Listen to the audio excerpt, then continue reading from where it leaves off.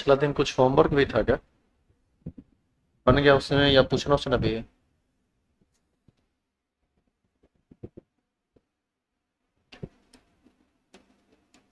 वही तो कुछ क्या था, क्वेश्चन दिखाई थी। क्वेश्चन क्या था? शायद 5 गो क्वेश्चन दिए थे बनाना।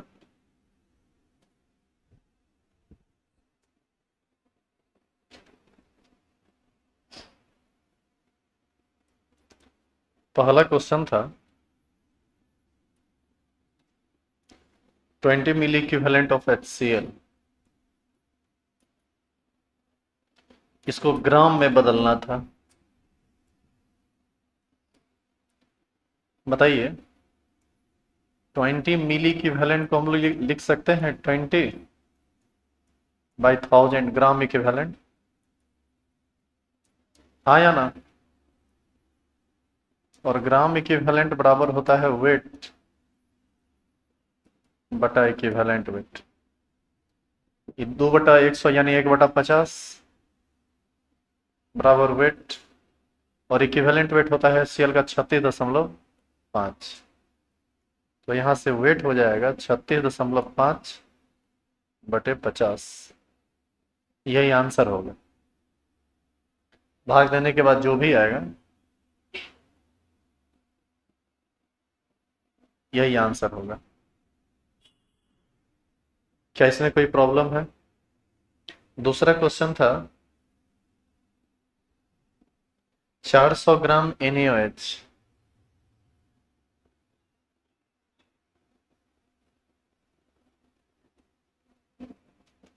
इसको बदलना है मिली इक्विवेलेंट में।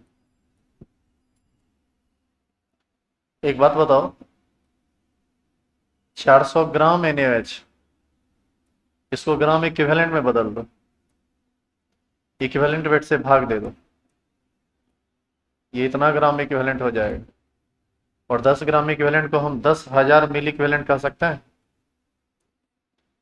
इसका आंसर होगा 10,000। ग्राम को ग्राम इक्विवेलेंट में बदलने के लिए इक्विवेलेंट वेट से भाग दे दिए। हम इस फॉर्मूला का यूज किए।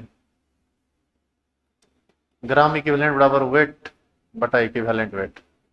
वेट था 400, 40 है इसका इक्विवेलेंट वेट।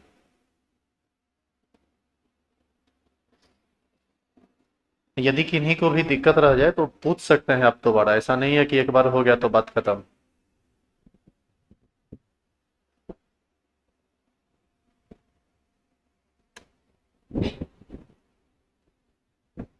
वहां पर एक रिमोट है, लो तो उस पर चढ़ो ना। उस पर चढ़ो। उसका पावर बटन ऑन करो। छोड़ दो, रख दो उसको।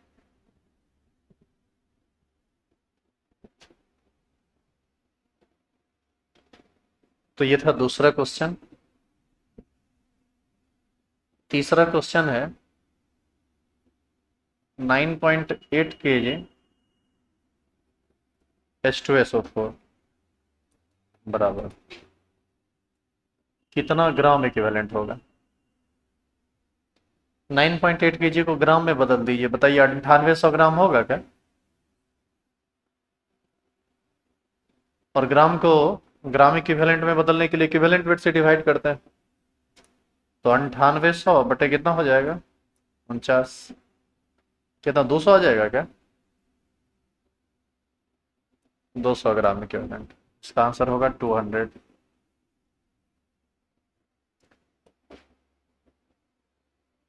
1 kg H2O। 1 kg H2O किस में बदलना है? मोल में। 1 kg को कितना ग्राम लिख सकते हैं?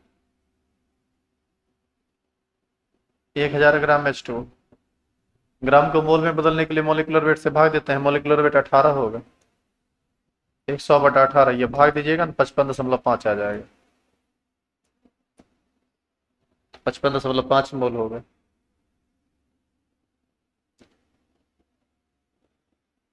Question number 5।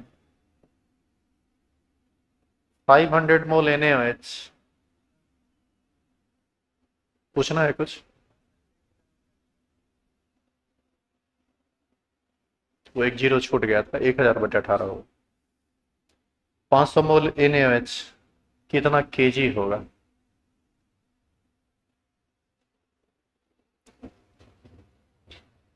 सबसे पहला काम तो यह है कि आप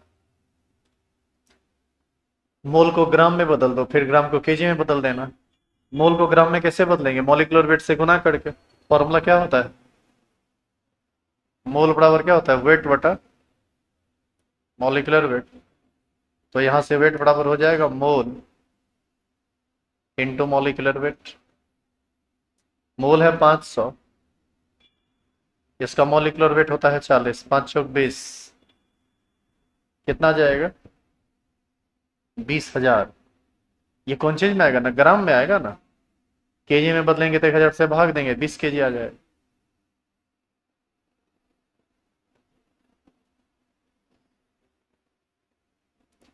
तो कुछ केमिकल कैलकुलेशन से संबंधित यही सब बात था, और इस केमिकल कैलकुलेशन को करने आपको आना चाहिए हर हाल में, ये जरूरी है, अन्यथा परेशानी होगी। क्या अब आगे बढ़े? सबका सही है? किसी को पूछना उछना भी है?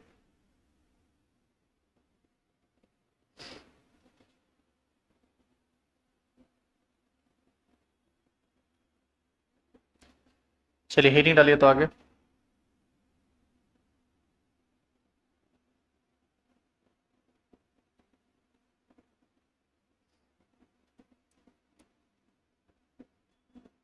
Electronic configuration.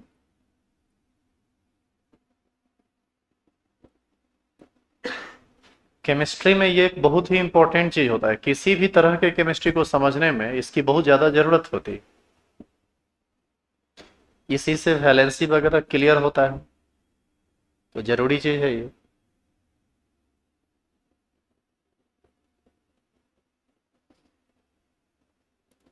Electronic configuration. देखो यहां पर इलेक्ट्रॉनिक का मतलब इलेक्ट्रॉन से, और कॉन्फ़िगरेशन का मतलब डिस्ट्रीब्यूशन से।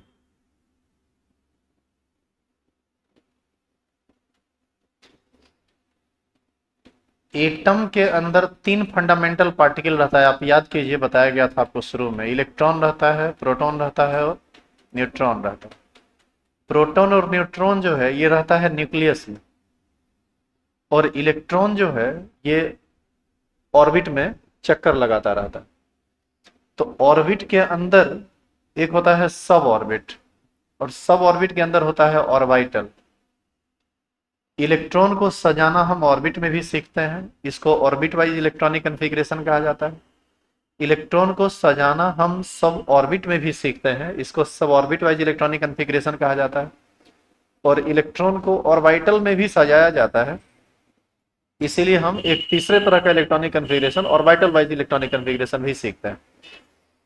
तो यदि आपसे कोई पूछे कि एक सिंपल मीनिंग क्या होता है इलेक्ट्रॉनिक कॉन्फ़िगरेशन का, तो हम कहेंगे कि इलेक्ट्रॉनिक कॉन्फ़िगरेशन का मतलब होता है इलेक्ट्रॉन को सजाना। एटम के अंदर इलेक्ट्रॉन को अलग अलग ऑर्बिट में, या अलग अलग सब ऑर्बिट में, या अलग अलग ऑर्बिटल में इलेक्ट्रॉन को सजाना ही क्या कहलाता है? Electronic configuration. धूप उधर से आ रहा है, जिनको जगह चेंज करना हो आप इधर भी बैठ सकते हैं, कोई दिक्कत नहीं है, या जहां आप कंफर्टेबल फील करें।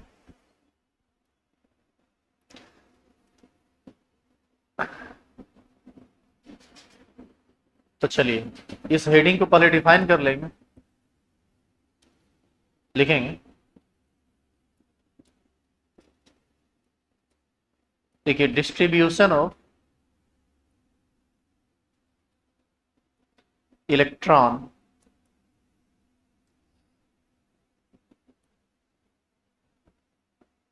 in different orbit, suborbit and orbital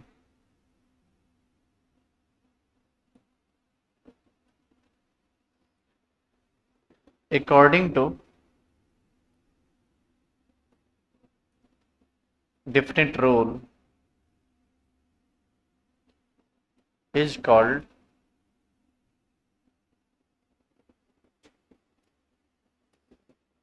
electronic configuration.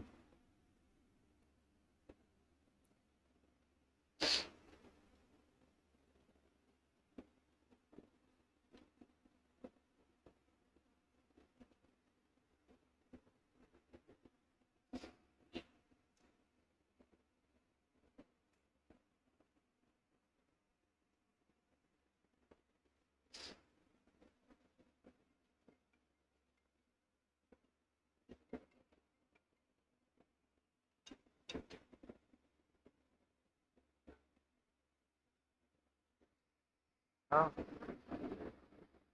Class में। हाँ क्या बात है। हाँ हाँ हाँ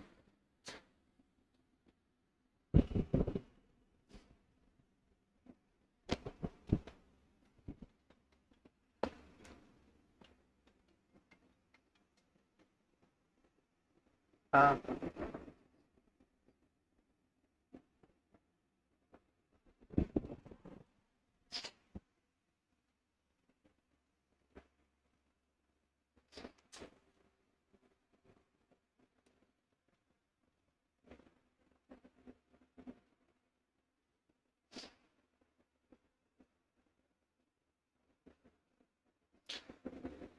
चलिए देखिए,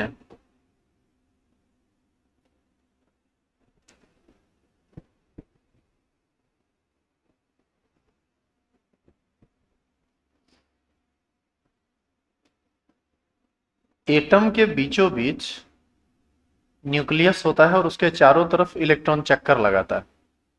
इसी पाथ को हम लोग क्या बोलते हैं? ऑर्बिट। ये फर्स्ट ऑर्बिट है, ये सेकंड ऑर्बिट है, इसी तरह से third orbit, fourth orbit, fifth orbit. Total orbit अभी तक जितना खोजा गया है वो कितना खोजा गया है? 7। ऑर्बिट को हम इंडिकेट करते हैं एन से। एन बराबर 1 लिखें, एन बराबर 2 लिखें, एन बराबर 3 लिखें, एन बराबर 4 लिखें। तो ये सब ऑर्बिट को रिप्रेजेंट करता है। तो अलग अलग ऑर्बिट में इलेक्ट्रॉन को सजाना ऑर्बिट वाइज इलेक्ट्रॉनिक कॉन्फ़िगरेशन कहलाता है। अच्छा, ऑर्बिट में होता है सब ऑर्बिट। बहुत सारे लोग सब ऑर्बिट को प्रैक्टिकली समझते नहीं हैं कि सब ऑर्बिट एक्चुअल में क्या होता है।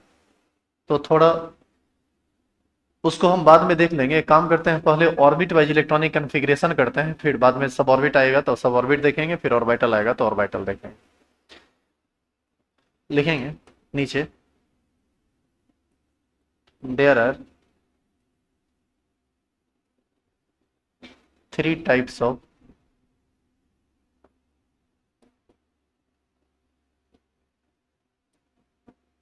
Electronic configuration. Number 1,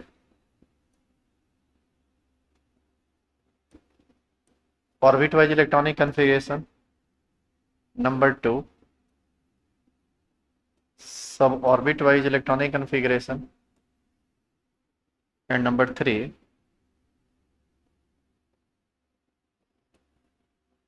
orbital wise electronic configuration.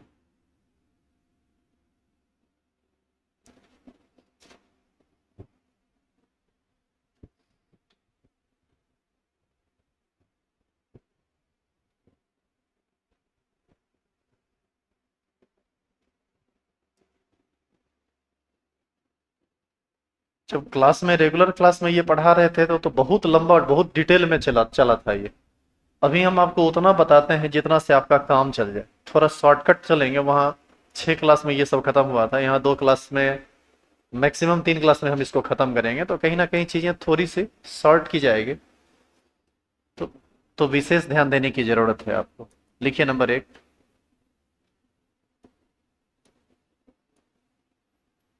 Orbit wise electronic configuration.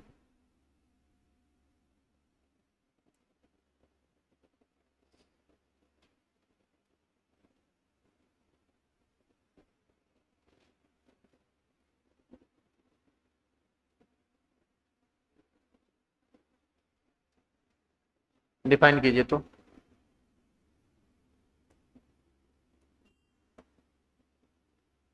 Distribution of electron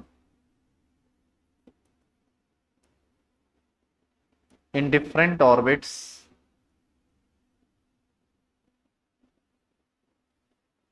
according to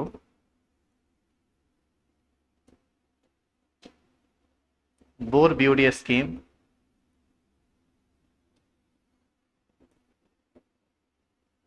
is called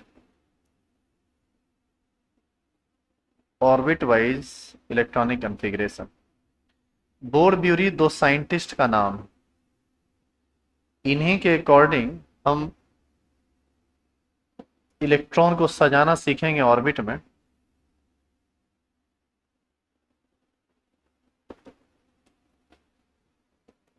तो हेडिंग डालेंगे बोर-ब्यूरी स्कीम। ये कुछ पॉइंट आउट किए हैं बात को, एक एक करके सारी बात को पढ़ना है, फिर आगे बढ़ना है।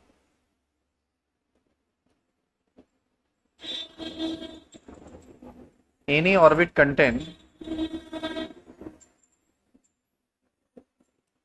maximum 2n स्क्वायर इलेक्ट्रॉन, जहां पर n जो है ये ऑर्बिट नंबर,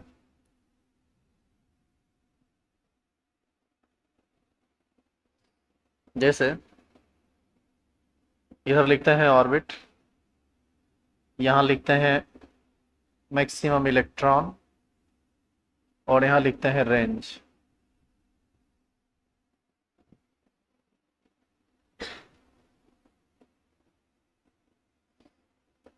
जैसे यदि हम n बराबर 1 बोलें तो ये फर्स्ट ऑर्बिट को रिप्रेजेंट करता है। बताइए तो 2n स्क्वायर में n के जगह पर हम 1 लेंगे तो 1 का स्क्वायर इंटू 2 कितना हो जाएगा? 2। n का वैल्यू यदि 2 लें तो 2 इंटू 2 का स्क्वायर, 2 दूना 4, 4 दूना 8। n के जगह पर 3 लें तो 2 इंटू 3 का स्क्वायर कितना हो जाएगा? 18। थोड़ा सुनिएगा इधर। फर्स्ट ऑर्बिट में आप 2 से ज्यादा इलेक्ट्रॉन नहीं ले सकते। उधर बैठ जाओ, उधर भी बैठ सकते हो, कोई दिक्कत नहीं। फर्स्ट ऑर्बिट में आप 2 से ज्यादा इलेक्ट्रॉन नहीं ले सकते। सेकेंड ऑर्बिट में आप 8 से ज्यादा इलेक्ट्रॉन नहीं ले सकते। थर्ड में 18 से ज्यादा नहीं, क्योंकि ये मैक्सिमम कैपेसिटी। अच्छा, रेंज का मतलब होता है कि कहां से कहां तक इलेक्ट्रॉन रहेगा। जैसे पहला ऑर्बिट का मैक्सिमम कैपेसिटी 2 इलेक्ट्रॉन रखने का है, तो ये जरूरी नहीं है कि हमेशा 2 ही रखेगा। हो सकता है कि ये 1 इलेक्ट्रॉन भी रखे, हो सकता है कि ये 0 भी रखे। यानी कहां से कहां तक इलेक्ट्रॉन रखेगा, तो हम कहेंगे कि ये 0 से 2 रखेगा। ये कहां से कहां तक रखेगा? 0 से 8, ये 0 से 18। मतलब जो मैक्सिमम कैपेसिटी है उससे नीचे आप 0 तक आ सकते हैं। आप इसको 7 तक पूरा कीजिए तो इस टेबल को,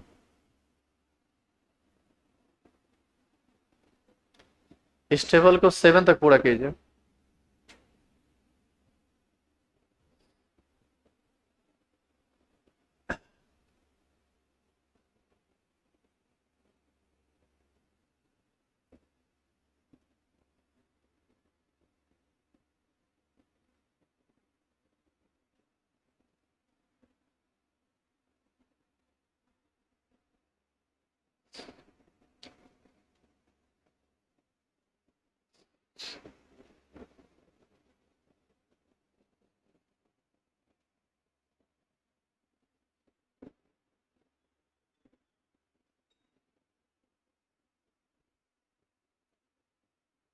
यदि n इज इक्वल टू 4 लें तो ये 2 इंटू 4 का स्क्वायर, 4 चौक 16 दूना 32 हो जाएगा। रेंज हो जाएगा 0 to 32। n is equal to 5, 2 into 5 का स्क्वायर,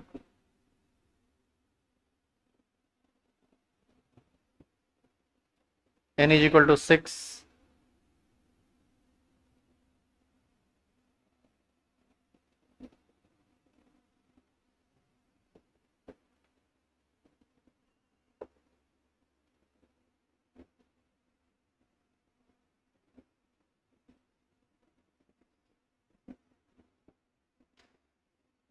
एटम में मैक्सिमम आपको 7 ऑर्बिट मिलेगा। पहला में आप 2 से ज्यादा इलेक्ट्रॉन नहीं दे सकते, दूसरा में 8 से ज्यादा नहीं, तीसरा में 18 से ज्यादा नहीं, चौथा में 32 से ज्यादा नहीं। इसी तरह से इस ऑर्डर को फॉलो करना है। बोर-ब्यूरी का ये फर्स्ट पॉइंट था और हमको उम्मीद है कि आप ये बात पहले से भी जानते होंगे। क्या नहीं जानते थे क्या ये चीज? लिखेंगे रूल नंबर 2। नहीं, रूल नंबर 2 नहीं, आप यहाँ से कन्फिग्रेशन लिखना स्टार्ट कीजिए, फिर आगे का रूल बीच बीच में आता रहेगा। लंबा लंबी पूरा का पूरा लाइन मत खींचना, ये लाइनिंग तुम करना ही मतलब कॉपी में।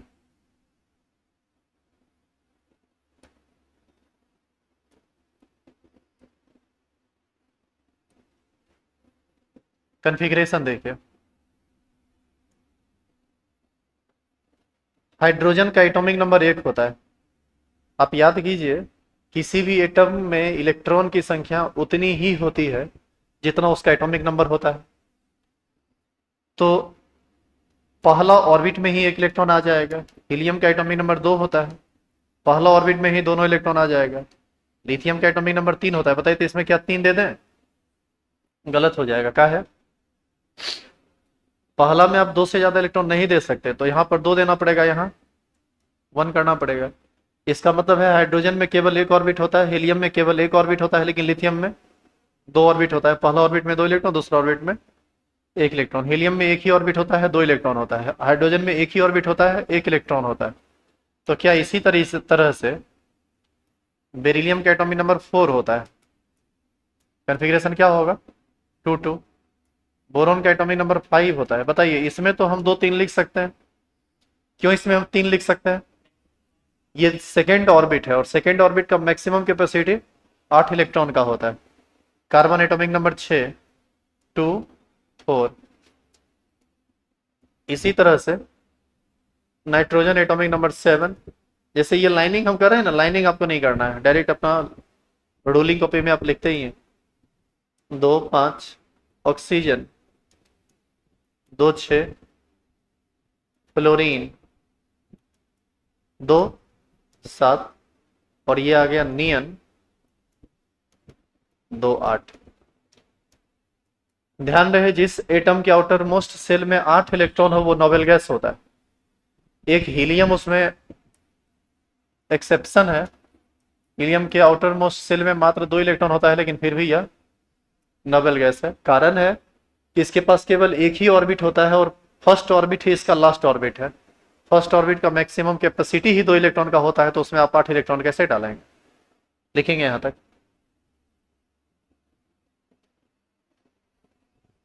आप लगातार नीचे तक जाइएगा, मतलब इस तरह से तोड़िएगा मत लाइन को।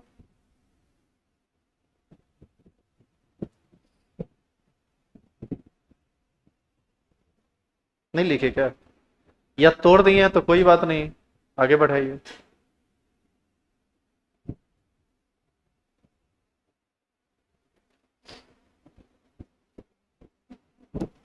इसी तरह से सोडियम एटॉमिक नंबर 11 होता है, 2 8 1। मैग्नीशियम 12 होता है, 2 8 2। अच्छा बताइए, तो इसमें 2 9 काहे नहीं किए? ये गलत क्यों है? सेकेंड ऑर्बिट का मैक्सिमम कैपेसिटी 8 का होता है, तो आप इसमें 8 तक ही दे सकते हैं। तो 2 8 10 है कितना? 11। एक इलेक्ट्रॉन बच गया ना, तो ये तीसरा में चला जाएगा। फिर 2 8 2। Aluminium atomic number 13, 2 8 3। Silicon atomic number 14, 2 8 4। Silicon के बाद फास्फोरस एटॉमिक नंबर 15, 2 8 5।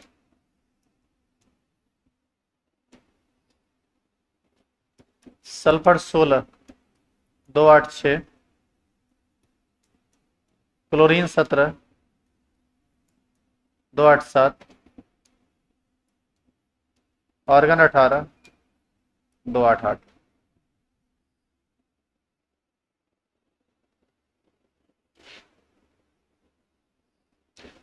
आप ध्यान से देखिए, इसके आउटर मोस्ट शेल में कितना इलेक्ट्रॉन है? 8। एक बार फिर से ये क्या कहलाएगा? Noble gas. अच्छा, आपसे कोई पूछे कि क्लोरीन कितना ऑर्बिट वाला एटम है, तो बताइए क्या जवाब देंगे आप? क्लोरीन कितना ऑर्बिट वाला एटम है, क्या जवाब होगा?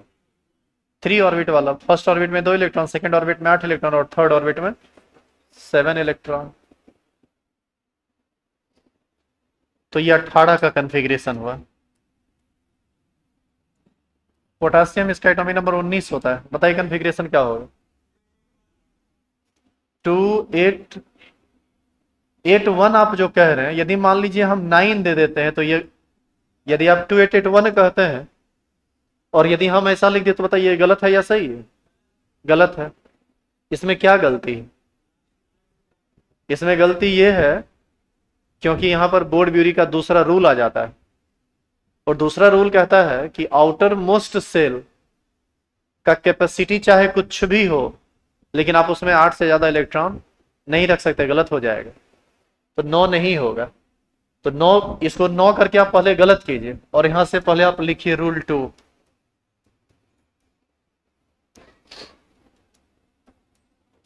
उसको लिख के गलत करो, उसके बाद रूल 2 लिखो। Outermost shell of any atom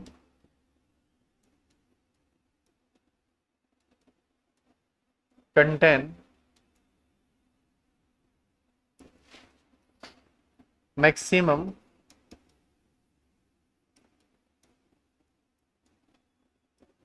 8 electron. किसी भी एटम का आउटर मोस्ट सेल, चाहे कोई भी सेल आउटर मोस्ट सेल का काम कर रहा हो, वो 8 से ज्यादा इलेक्ट्रॉन नहीं रखेगा, चाहे उसकी कैपेसिटी 18 हो, 32 हो, 72 हो। इस सब बात से कोई फर्क नहीं पड़ता।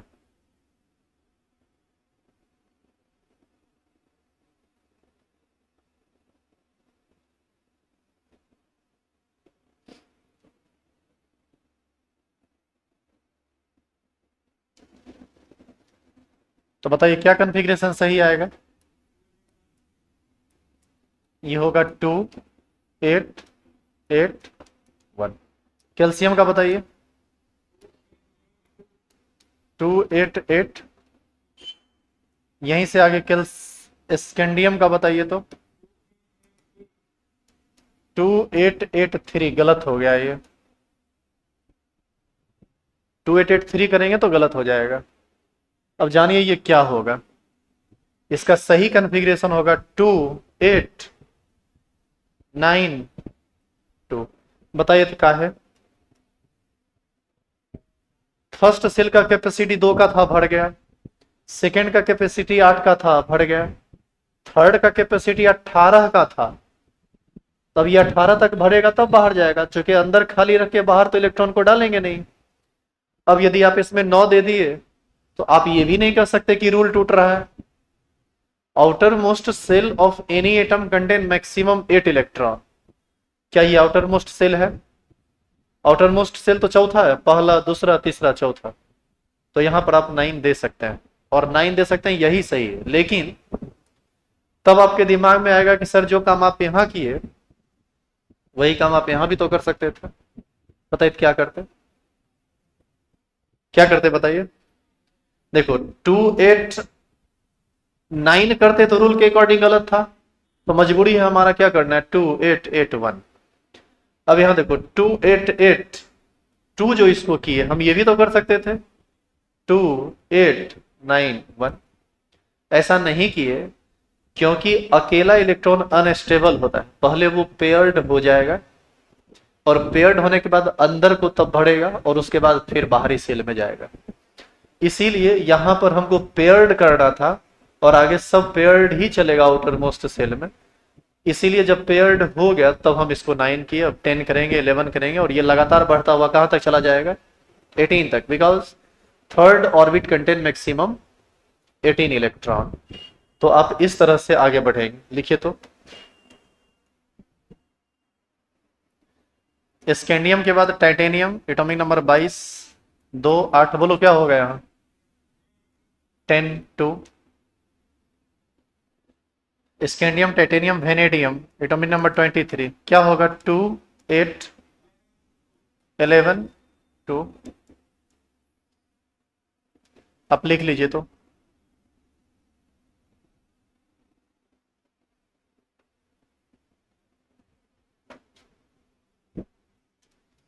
यहीं पर क्रोमियम आता है, एटॉमिक नंबर 24। बताओ क्या लिखेंगे, 2 8 12 2। लेकिन ये एक्सेप्शन है, ये गलत है। इसका होता है 2, 8, 13, 1। एगो एक्सेप्शन है क्रोमियम और एक एक्सेप्शन है कॉपर। और इस एक्सेप्शन को आप समझ पाएंगे जब आप सबऑर्बिट वाइज इलेक्ट्रॉनिक कन्फिग्रेशन पढ़ेंगे। 1s2 2s2 ये वाला कन्फिग्रेशन जब पढ़िएगा ना, तब आपको ये एक्सेप्शन समझ में आएगा कि ये गलत का है। मैग्नीज का एटॉमिक नंबर 25 होता है। ये होगा 2, 8, 13, 2। आयरन का atomic number 26, 2, 8, 14, 2। Cobalt atomic number 27, 2, 8, 15, 2। Nickel atomic number 28, 2, 8, 16, 2।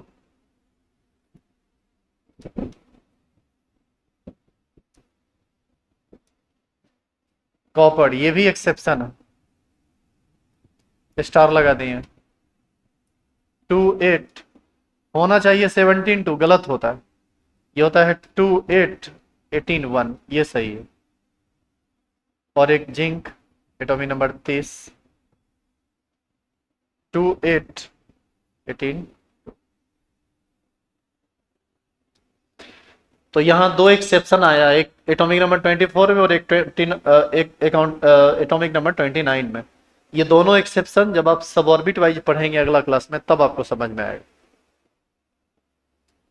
अभी आपको ये बात समझ में नहीं आएगी। इसी कॉन्फ़िगरेशन से आपको पता चलेगा कि किसी एटम के आउटर मोस्ट सेल में कितना इलेक्ट्रॉन है, कोई ऑक्टेट पूरा करने के लिए कितना इलेक्ट्रॉन चाहेगा, शेयरिंग करेगा, लॉस गेन करेगा, इन सब चीज़ों का पता चलता है आगे के केमिस्ट्री में। केमिकल बॉन्डिंग आप पढ़ रहे होंगे तो इस सब चीज़ का चर्चा बार बार हम करते थे कि पोटेशियम के आउटर मोस्ट सेल में 1 इलेक्ट्रॉन है, कैल्शियम के आउटर मोस्ट सेल में 2 इलेक्ट्रॉन है। वो सब इसी मेथड से निकाला जाता है। अब बताइए, जिंक के बाद एटॉमिक नंबर जर्मीनियम। जर्मीनियम होता है, गैलियम होता है? गैलियम होता है। Gallium atomic number 31। बताइए क्या कन्फिग्रेशन लिखेंगे आप? 2, 8। क्या इसको 19 करें? क्या है? इसका मैक्सिमम कैपेसिटी 18 होता है, तो अब आप इसमें 3 दे सकते हैं, सही है। Germanium atomic number 32, sorry, 2, 8, 18, 4। Arsenic atomic number 33, 2, 8, 18, 5। Selenium atomic number 34, 2, 8, 18, 6। Bromine atomic number 35, 2, 8, 18, 7। आप याद कीजिए, हेलोजन का फैमिली है ब्रोमीन, और हेलोजन फैमिली के आउटर मोस्ट सेल में कितने इलेक्ट्रॉन रहता था? 7। देखिए 7 आ गया। और ये है क्रिप्टन एटॉमिक नंबर 36, 2, 8, 18, 8। आप ध्यान दीजिए, आउटर मोस्ट सेल में कितना इलेक्ट्रॉन आ गया? 8। ये क्या है? Noble gas.